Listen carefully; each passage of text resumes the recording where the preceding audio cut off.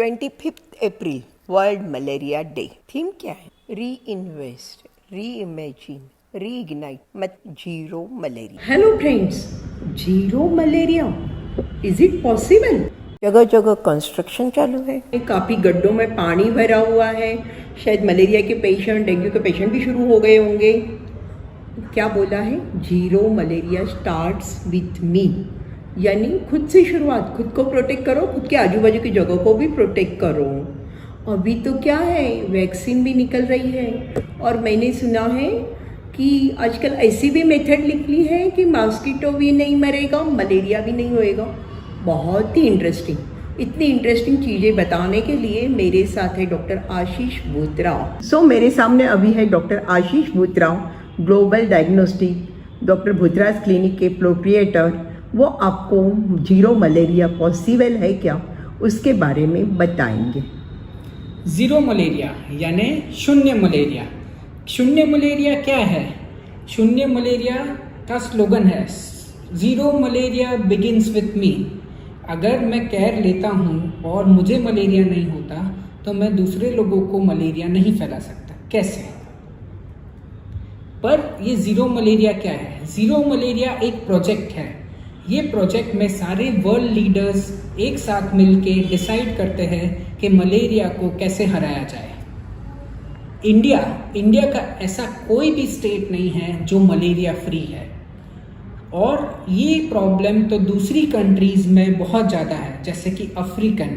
और ये बहुत बड़ा प्रॉब्लम क्यों होता जा रहा है? क्योंकि अभी काफ़ी केसेस मिलते हैं जो ड्रग रेजिस्टेंट है। अफ्रीकन कंट्रीज़ और साउथ अमेरिकन कंट्रीज़ और थोड़े एशियन कंट्रीज़ में काफ़ी जगह पे इतना सारा ड्रग रेजिस्टेंट मलेरिया है कि जो मेन लाइन ड्रग्स है मलेरिया के अगेंस्ट, जैसे कि क्लोरोक्वीन, उसके वो मलेरिया पे ज़रा भी काम नहीं करती। और अपने ही कंट्री में बहुत सारे ऐसे स्टेट्स हैं, 10 ऐसे स्टेट्स हैं जिसमें मलेरिया बहुत ज़्यादा है, along with all north eastern states. और कंट्रोल करने के लिए मलेरिया कंट्रोल प्रोग्राम है, वो अपनी कंट्री में बहुत रोबस्ट प्रोग्राम है।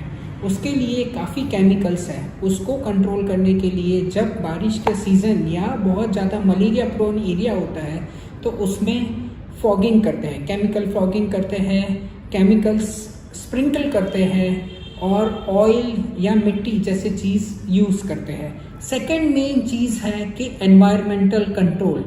ऐसी जगह पे जहाँ पे मलेरिया के पैरासाइट्स ग्रो होते हैं, उन एरिया को हम लोग कंट्रोल करने की कोशिश करते हैं। पैरासाइट्स को कंट्रोल करने के लिए सबसे ज़्यादा इको फ्रेंडली मेथड्स क्या है? सबसे फ्रेंडली मेथड्स है कि हम उसका ब्रीडिंग प्लेस, मॉस्किटोज़ का ब्रीडिंग प्लेस एलिमिनेट करने की कोशिश करें। जहाँ पे भी वाटर स्टैग्नेट होता है या जहाँ पानी का जमावड़ा होता है, जैसे कि आपके पुराने टायर्स, वेसल्स, बाहर जो आप बर्ड्स को रखने के लिए पानी कुंडे में रखते हो, मटके में अगर पानी भर के रखते हो, फूलदानी या कूलर्स का पानी है, ऐसी सब जगह पे, या तो फिर ओपन ब्रीडिंग ग्राउंड्स है जैसे कि कैनाल्स है और बड़ी खाई है, और या तो फिर खुली गटर है, ऐसी जगह में मॉस्किटोज़ जल्दी ब्रीड करते हैं। ऐसी जगह को अगर हम वाटर को स्टैग्नेट नहीं होने दें, पानी का जमावड़ा नहीं होने दें, तो मॉस्किटोज़ के जो लार्वा है वो ग्रो नहीं होंगे। तो उसके लिए हम लोग क्या क्या कर सकते हैं? हम लोग काफ़ी जगह पे उसके यहाँ पे, जैसे कि जहाँ पे खड्डे हो उसमें हम लोग रेत डाल सकते हैं। जहाँ पे खुली गटर है, जहाँ पे लार्वे है, वहाँ पे हम लोग ऑयल डाल सकते हैं। सबसे इको फ्रेंडली मेथड्स है कि ओपन प्लेसेस है या ओपन पानी के जमावड़े, बड़े पूल्स है या बड़ी पॉन्ड्स है, ऐसी जगह पे हम लोग फिश का इस्तेमाल कर सकते हैं जो लार्वे खा जाते हैं मॉस्किटोज़ के।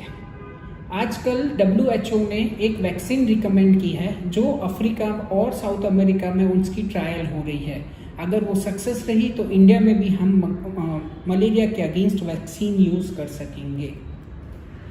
और ये मॉस्किटो बाइट, मॉस्किटो कौन सी मॉस्किटो? Female Anopheles mosquito. उसकी बाइट अवॉइड करना सबसे ज़्यादा ज़रूरी है, क्योंकि बाइट से ही मलेरिया के पैरासाइट्स हमारे अंदर आते हैं।